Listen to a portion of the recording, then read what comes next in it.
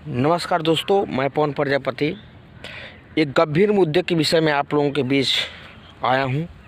आपसे थोड़ी सी बात करना चाहता हूं इस बात के लिए कि अभी हाल फिलहाल में बहुत सारे एग्ज़ाम हुए हैं।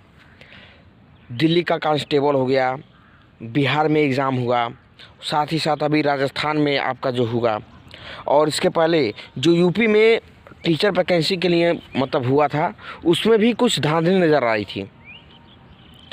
उसमें कुछ बच्चे अभी भी धरना प्रदर्शन वगैरह कर रहे हैं। और अभी हाल ही में अभी कल परसों की बात है, राजस्थान जेई में 6 दिसंबर को राजस्थान में एक एग्ज़ाम हुआ था। राजस्थान जेई जूनियर इंजीनियर, वहाँ पे राजस्थान जेई में आप लोग पता होगा, जेई जूनियर इंजीनियर के लिए अथवा असिस्टेंट इंजीनियर के लिए बहुत ही कम सीटें वैकेंसी आती है। किसी तरीके से 150, 200 यही आती है। और उसके बाद से इसमें धांधली, एक सीट के लिए इतने सारे कैंडिडेट हैं, पूरे भारत में, कि आप जिसकी कल्पना नहीं कर सकते हैं। अब पूरे भारत से फार्म अप्लाई होता है और 100 से 200 सीट, या मान लीजिए 500 सीट होती है, या मान लीजिए 1000 ही सीट होती है, और लाखों बच्चे हैं, 1 लाख 2 लाख बच्चे। तो कहाँ तक इतने स्टूडेंट हैं जेई के लिए, और उसमें धांधली हो जाती है, पेपर लीक हो जाता है। आप सोचिए, कोविड-19 महामारी के नाम पे पैसेंजर ट्रेन वगैरह नहीं चल रही है। दूसरी चीज़, जो ट्रेनें चल रही हैं उनमें आपका रिजर्वेशन होना कंपलसरी है, और इसके लिए आपको रुपये लगने थे, 400 रुपये या 500 रुपये लगने थे, उसके जगह पे आपको 1000 रुपया खर्च करना पड़ रहा है एक ओर से।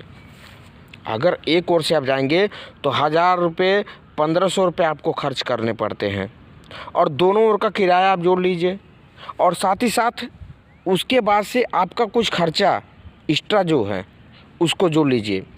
जो आपने ट्रैवल किया उसके बाद छोड़ दीजिए, कितना आपको प्रॉब्लम हुआ, क्या सासत जिसको बोलते हैं, क्या हुआ क्या नहीं, उसको छोड़ दीजिए आप। फिर बच्चा एग्ज़ाम देने गया और वहाँ से प्रॉब्लम फेस करके आया, और पता चला कि पेपर लीक हो गया।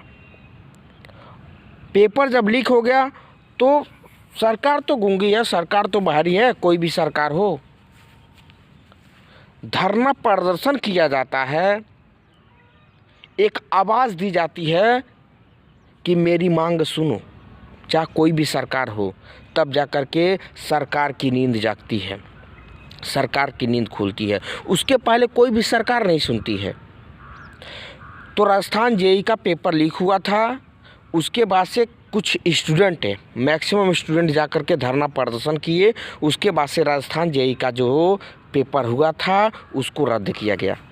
अब सोचिए, जो राजस्थान में पेपर था और उत्तर प्रदेश से लड़का, चाहे बिहार से, चाहे छत्तीसगढ़ से, चाहे राजस्थान से, चाहे मध्य प्रदेश से, चाहे उत्तराखंड से, चाहे जम्मू कश्मीर से, चाहे मुंबई से, चाहे तमिलनाडु से, चाहे केरल से, चाहे देश के कोने कोने से, कहीं से भी अगर स्टूडेंट ने अगर राजस्थान जेई के लिए फार्म अप्लाई किया था, तो राजस्थान के लिए वो अगर राजस्थान में अगर पेपर देने गया था, तो सोचिए उसकी कितनी हानि हुई एक पेपर के चलते।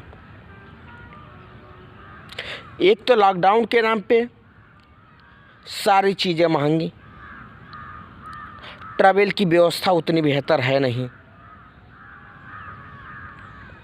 ट्रैवल की व्यवस्था है नहीं, महंगाई इतनी ज़्यादा, और ऊपर से पेपर लीक।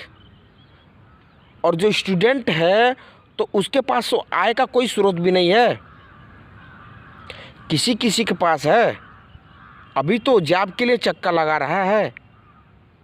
एक तो आप इतना अप्लाई फीस होता है, फार्म भरने के लिए इतनी ज़्यादा फीसें होती हैं, अप्लाई करना, फिर उसके बाद से एग्ज़ाम देने जाना, तमाम सारी समस्याएं हैं। उसके बाद से पेपर लीक हो जाती है। तो इतनी बड़ी समस्या है। और एक चीज़ से, एक पेपर लीक से पता है कितनों की ज़िंदगी बर्बाद हुई है। हज़ारों लाखों लोगों की ज़िंदगी बर्बाद होती है। अगर किसी का रेप हो गया, मर्डर हो गया, चाहे कोई इस तरीके से काम होते हैं, तो एक फैमिली इन्वॉल्व होती है, या एक फैमिली का ज़िंदगी बर्बाद होता है, या एक परिवार का ज़िंदगी बर्बाद होता है। लेकिन यदि पेपर लीक वगैरह अगर ऐसी समस्याएं होती हैं तो हज़ारों लाखों परिवारों की ज़िंदगी बर्बाद होती है। तो इस पर सरकार एक्शन क्यों नहीं लेती? इस सदियों से चला आ रहा, बिहार हो गया, उत्तर प्रदेश हो गया,